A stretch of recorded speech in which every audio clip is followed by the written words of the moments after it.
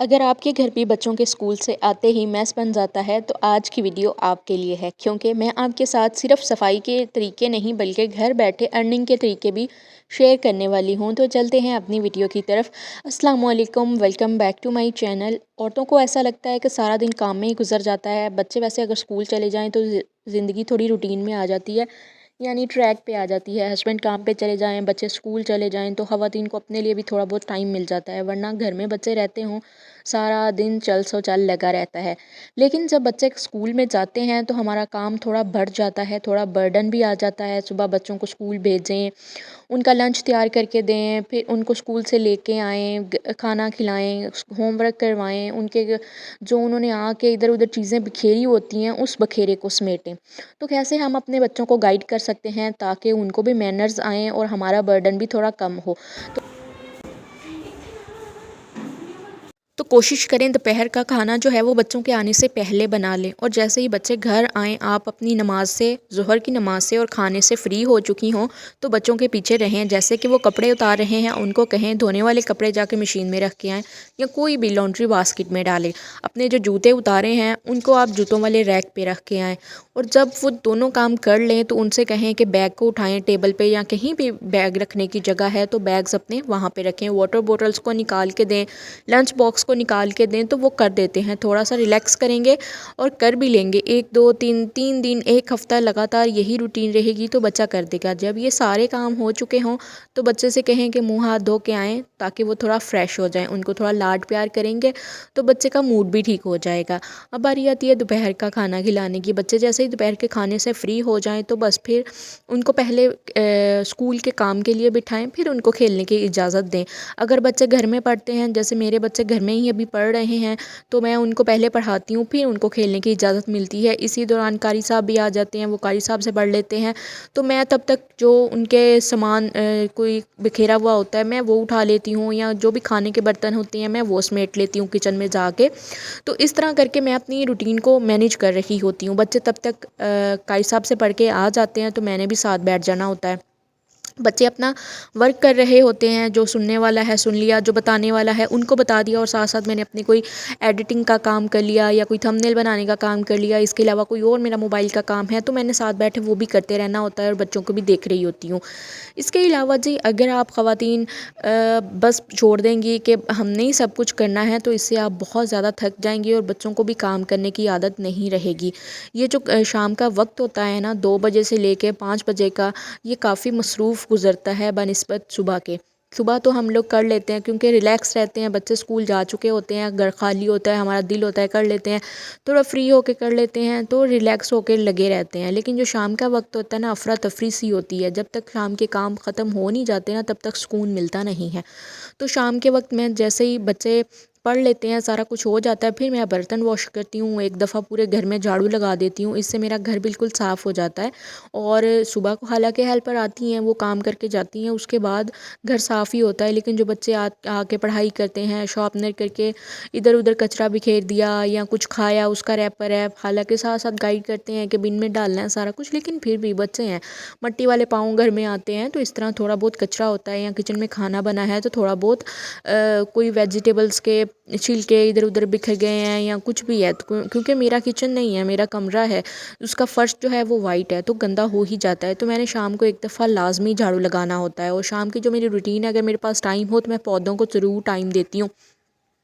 میں نے پودوں کو پانی دینا ہوتا ہے، ساتھ میں شاور کر کے ان کے پتوں کو پتے سوکھے ہوئے ہوتے ہیں یا مٹی پڑی ہوئی ہوتی ہے، شاور سپرے بوٹل لے کے اسے شاور مطلب کر دینا ہوتا ہے پتوں کے اوپر، جس سے نا پودے بالکل فریش ہو جاتے ہیں اور بہت اچھا لگتا ہے دیکھنے میں۔ ہر چیز جو آپ کے گھر میں ہے وہ آپ کے ٹائم اور توجہ مانگتی ہے لمبے عرصے تک آپ کے ساتھ چلنے کے لیے، بے شک بچے ہیں، بے شک پودے ہیں، بے شک جانور ہیں۔ جانور بھی اپنی، کیونکہ وہ تو زندہ ہے نا، تو وہ تو اپنی طرف متوجہ کر ہی لیں گے آپ کو، لیکن یہ جو پودے ہوتے ہیں نا یہ بھی توجہ کے منتظر ہوتے ہیں، اور اگر ان کو توجہ نہ ملے ٹائم سے تو یہ مرجھا جاتے ہیں، مر جاتے ہیں۔ اور جیسے ہی میں نے سٹارٹ میں بتایا کہ خواتین گھر میں بیٹھے ارننگ کیسے کر سکتے ہیں، تو میں اپنی ایک چھوٹی سی لائف کی سٹوری آپ کو بتاتی ہوں۔ آج سے کوئی 7 سال پہلے ہم نے یہ والا اسٹیپلر لیا تھا، یہ اسٹیپلر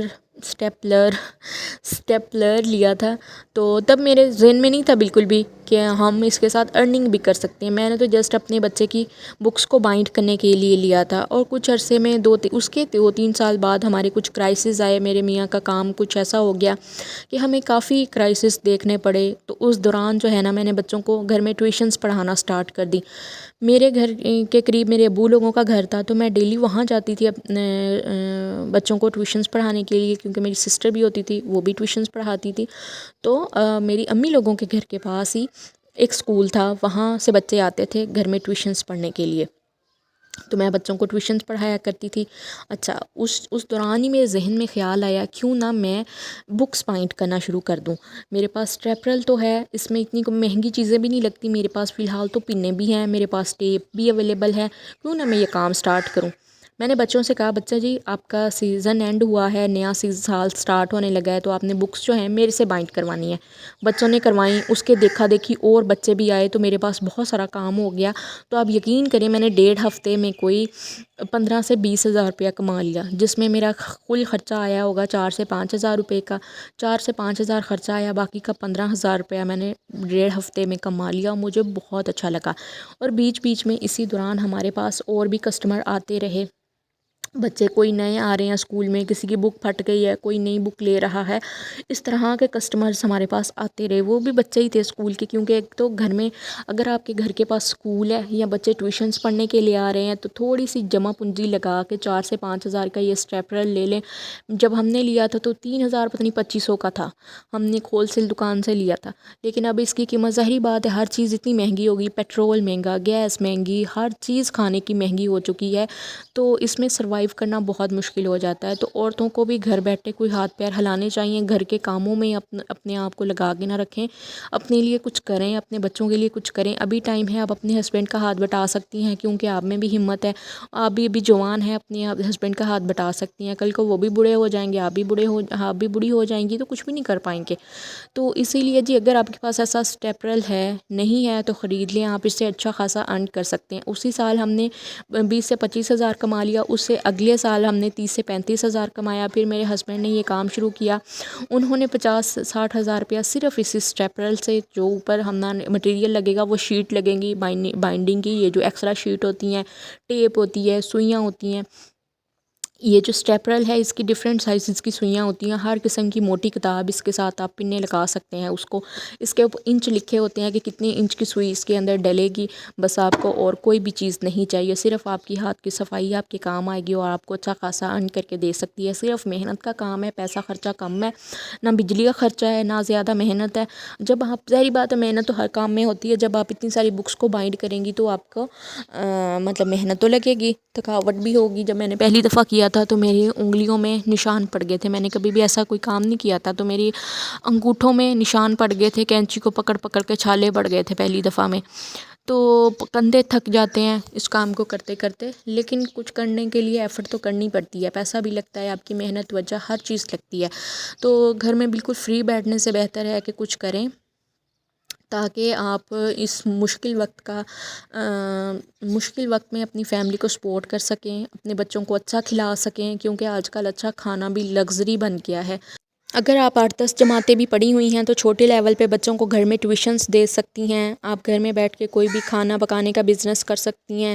اس کے علاوہ آپ اسی طرح سے بکس بائنڈ کر سکتی ہیں، جس میں آپ کی پڑھائی کا کوئی رول نہیں ہے. آپ کے کھانا بنانے میں آپ کی پڑھائی کام نہیں آئے گی. آپ یہ مت سوچیں کہ میں کم پڑھی لکھی ہوں تو میں پیسہ نہیں کما سکتی، ایسا نہیں ہے. میں نے تو بہت زیادہ پڑھی لکھی عورتوں کے منہ سے بھی یہی سنا ہے کہ میری پڑھائی جو ہے میرے ابھی تک تو کسی کام نہیں آئی، شادی کے اتنے سال بعد بھی میرے یہ کسی کام نہیں آئی. ابھی بھی میں ایک فوڈ کا بزنس کر رہی ہوں، تو میں نے یہ بھی سنا ہوا ہے. تو بس جی اپنی کوشش سے کچھ کرنا چاہیے انسان کو، بالکل فری بیٹھے رہنے سے، وہ ٹائم سو کے گزارنے سے بہتر ہے کہ کچھ کریں. تو یہی تھی ہماری آج کی ویڈیو. امید ہے جی آپ لوگوں کو اچھی لگی ہوگی. اگر مزید ڈیٹیل سے سیکھنا چاہتے ہیں کہ بکس بائنڈ کیسے ہو سکتی ہیں، کیا طریقہ کار ہے، سمپل سا ہے لیکن میں الگ سے ویڈیو بنا سکتی ہوں، بتائیے گا ضرور. اللہ حافظ.